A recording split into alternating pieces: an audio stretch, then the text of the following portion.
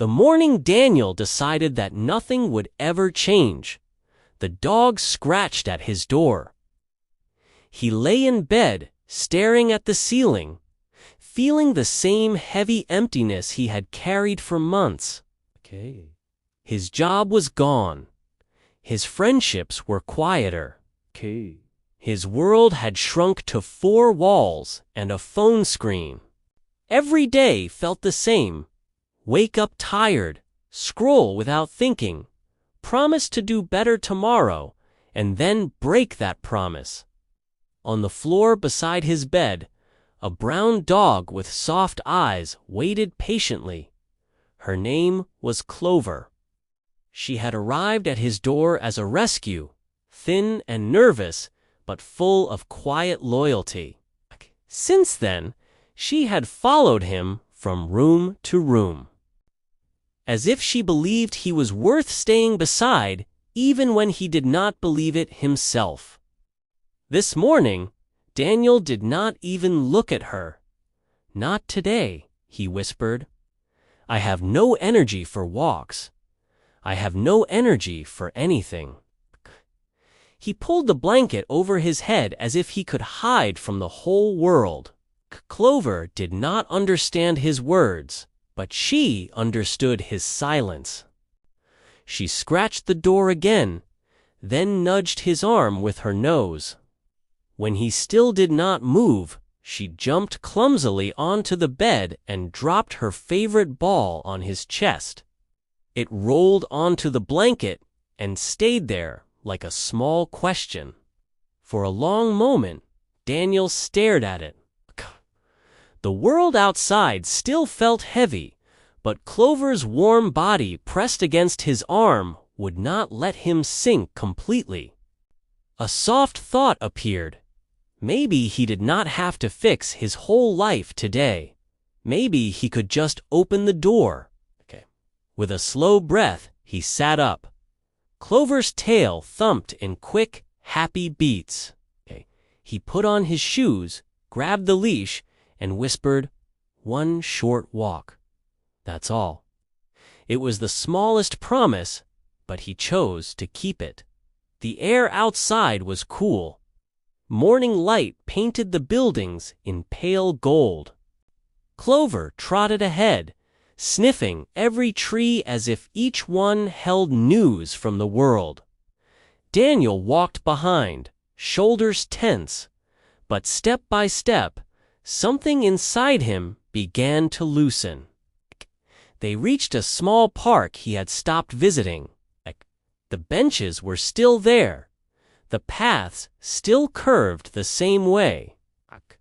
The trees still arched over the walkway like a quiet tunnel. Life here had continued even while he had paused his own. Clover pulled him toward the grass. Normally, he would have resisted, but today he let her lead. She ran small, excited circles, chasing a drifting leaf. Watching her, Daniel felt the corner of his mouth move. It was not quite a smile, but it was closer than he had felt in a long time. They sat on a bench. Clover hopped up beside him, pressing her warm body into his side. For a while, they simply watched light move through the branches and people pass by with bags and backpacks. It was an ordinary scene, yet it reminded him that the world existed outside his tired thoughts. An old woman with a walking stick paused to stroke Clover's fur. "She's lovely," the woman said.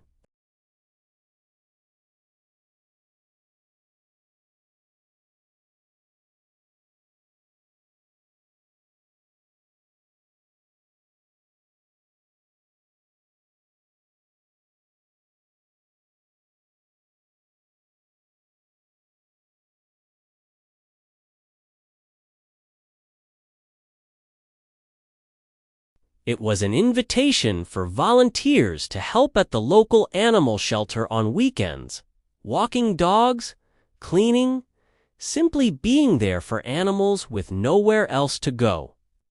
Clover sniffed the bottom of the board, then looked up at him. I can barely take care of myself, he thought. How could I help anyone else? But another voice inside answered, You came outside today. That is already one step. Maybe you could take one more. He sat at the small kitchen table with the flyer in his hand. Clover lay at his feet, head resting on his ankle. He opened his laptop, found the shelter website, and filled out the volunteer form. His fingers shook a little, but he pressed send. Later that week, he walked into the shelter with Clover at his side. The workers welcomed him with tired but kind smiles. They showed him rows of kennels, each holding a pair of hopeful eyes. As he walked past them, the weight in his chest did not vanish, but it shifted. It now shared space with something new, the feeling of being needed. Over the next months, weekends found him outside more often than in bed. He walked nervous dogs who had forgotten how to trust. He sat quietly with shy ones until they dared to come closer. He cleaned floors and filled bowls. None of it was dramatic. It was just small, steady action. Each time a tail wagged because he showed up, a tiny crack opened in his darkness. Clover stayed beside him through it all. When he felt like giving up again, her eyes pulled him back. When he heard a simple thank you for being here from the shelter staff, he remembered something he had forgotten. He was not just a person with problems. He was also a person who could help. One evening, after a long day at the shelter, Daniel sat on his couch with Clover's head in his lap. The room was quiet, but it no longer felt like a prison. It felt like a place he returned to after doing something that mattered. He stroked her ears and said softly, You led me out, didn't you? One walk, one small step at a time. Clover closed her eyes, content and trusting. She did not understand his words, but she understood his calm heartbeat and gentle touch. If your world has shrunk and your hope feels missing, remember this. The first step back to life is not always a big plan. Sometimes it is simply opening the door for a loyal friend, walking to a park, or helping someone who needs you. You do not have to see the whole road. You only have to let one small moment of love pull you forward. If this story brought you even a little hope, please follow and subscribe for more gentle English stories.